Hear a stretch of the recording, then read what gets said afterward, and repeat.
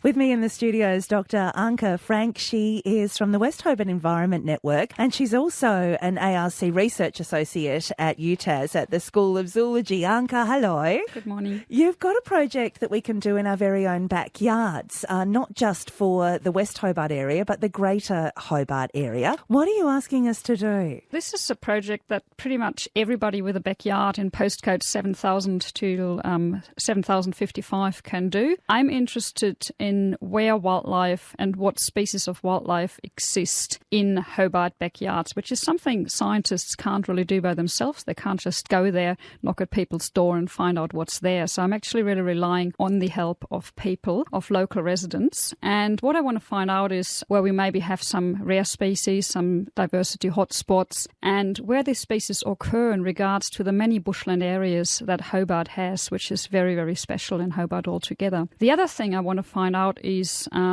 see if particular features of gardens can actually mediate impacts of the pets and the companion animals that we own, like cats and dogs. For example, people might have animals that, normally prey on some wildlife species, but if you have certain features like trees, and climbing animals can escape into, or dense shrubs animals can escape into, that might not be too bad. And what would be really interesting is actually find out if some of our backyard systems work as corridors or wildlife refuges away from these bushland areas and where we need management in Hobart for this area. Do you live in this postcode area? Yes, I do, and I filled in the survey myself as well. So the survey is totally anonymous. That's another thing. I'm not interested in who's giving me the results. I'm interested where in regards to the nearest bushland areas people live. So I'd like people to estimate that in the survey, and I'm going to ask them about the size of their garden, whether they have native vegetation, whether they plant some crops, whether they leave water out or even food for the animals, things like that really, and then what they've seen. So it's something that you could get the whole family involved with over the next couple of weeks. Is it a one-off? Pretty much. It's a one-off. I'm doing it for the next 3 months, so I'm hoping to get enough results over the next 3 months, and then I'd like to analyse the data. The data in the end also will be publicly accessible, so anybody who'd like to have a look can actually do that. My collaborators and I will publish these results as well in some scientific journals, because we're also interested in prey species naivety to introduce predators.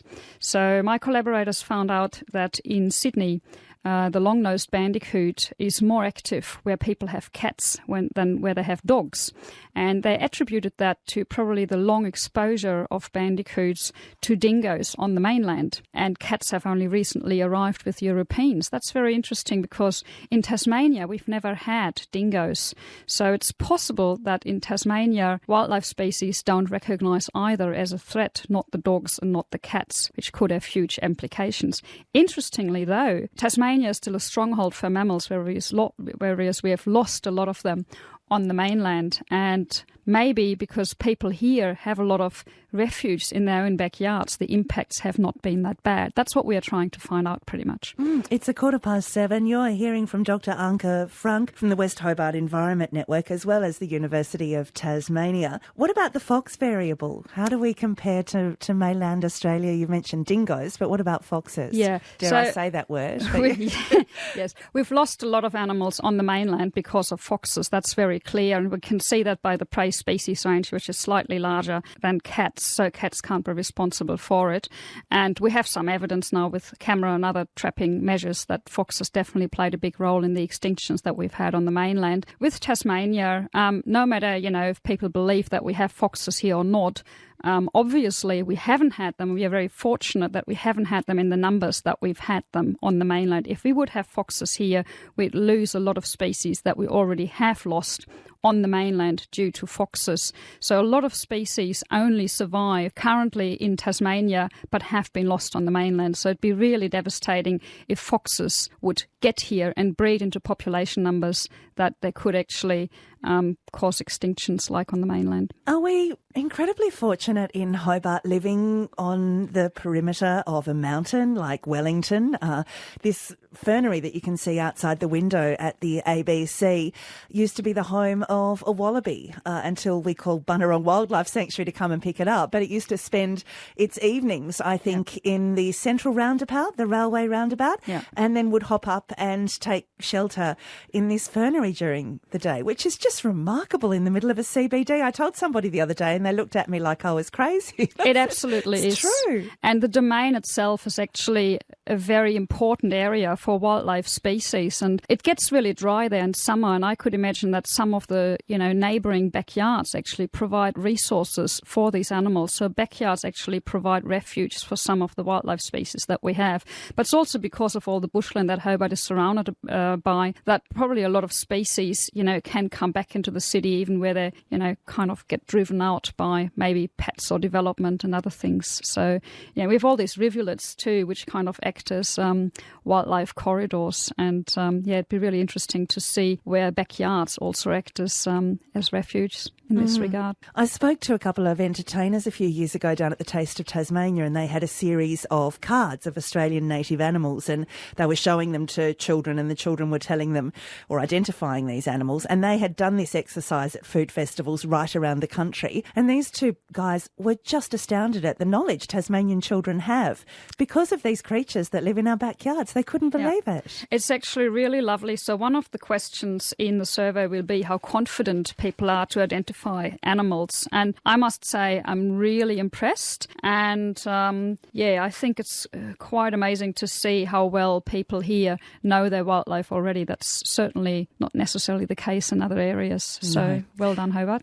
Where do we go to find this survey? We found you on Facebook at the West Hobart Environment Network. Where's the best place to go? That's one of there's multiple things. I'm actually not sure how many organisations who offered to put it on their websites have put it up yet. Utah's Media Office definitely has put it up.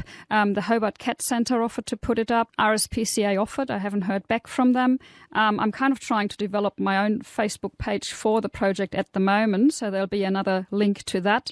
I'm in contact with the Hobart City Council to put it up on their website, and DPIP, we also try to get it on there. I'm not sure if they've managed to do that because it's just been a week since it's been launched. But there are a few of the options to find the link, because unfortunately it has a bit of a stupid name and it's not really easy to find. Easy to find by the name. I might post it on our Facebook page too, Fantastic. So it's a lot easier to find. Great. When I had a look at it last week, some of the questions are quite specific as to, I think one of them was about the type of scats you find in your backyard, and I thought, oh my goodness. Yes. So citizen science to me is also always a bit of public, environmental education as well. And I know a lot of people get interested, particularly if they have children. And mammals are mainly nocturnal. So this is a survey just on mammals, not on any wildlife. And because they're nocturnal, we hardly ever see them, but we often see what they leave behind. And that's actually what scientists really use in a lot of places to find out what's there. So this is kind of a way to do it. And there was a student at UTAS a few years ago who created this fantastic scat guide for Tasmania, or droppings guide for mammals in Australia. And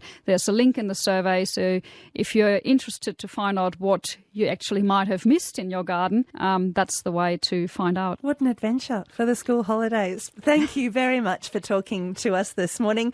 So you've got 3 months to get involved in this, but now is a good time. Yep, any time from now on would be really, really good. So the sooner I have the numbers, the sooner I can actually crunch some and see what we have. Thank you. That's Dr. Anke Frank. She's from the West Hobart Environment Network. She's also an ARC Research Associate at the University of Tasmania's School of Zoology. Actually, I read in the paper on the weekend that they want to be referred to as the University of Tasmania now, not UTAS. Did you read that article? No.